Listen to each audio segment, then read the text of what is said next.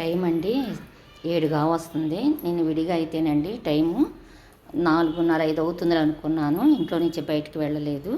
ఎందుకంటే విడిగా అయితేనండి మనకు పగలు రాత్రి తేడా తెలుస్తుందండి. ఈ కొన్ని అపార్ట్మెంట్లోనండి అసలు టైం తెలీదు. ఎందుకంటే ఇదిగోనండి ఎప్పుడు తలుపులు మూసుంటాయి.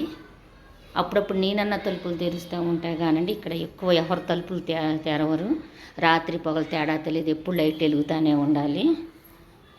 నాకెందుకని ఏందబ్బా అనీజీగా అనిపించి చిమ్ముతున్నానండి నేను. అసలు టైం టైం చూస్తే 7 అవుతుంది. బాల్కనీలోకి వెళ్ళి చూస్తేనేమో వెలుతురు ఉందండి. ఆ వెలుతురు కూడా మీకు చూపిస్తాను. ఏందబ్బా వాళ్ళ జూన్ 21 కదా అనుకున్నానండి. జూన్ 21వ తారీఖు మనకు పగలు టైం చాలా ఎక్కువగా ఉంటుంది సంవత్సరం మొత్తం మీద కూడా. అందుకని 7 అవుతున్నా కూడా మనకు చీకటి పడలేదు. విడిగా అయితే రాత్రిపూట చిమ్మకూడదండి ఎక్కువ శాతము. తప్పనిసరి అయితే చిమ్ముకుంటాం కానండి ఎక్కువ శాతం అయితే రాత్రిపూట చిమ్మకూడదు. ఏం చేద్దామండి అపార్ట్మెంట్లో రాత్రి పగలు తేడా తెలియకుండా పోతుంది. బయటకు వస్తేనే తెలుస్తుంది.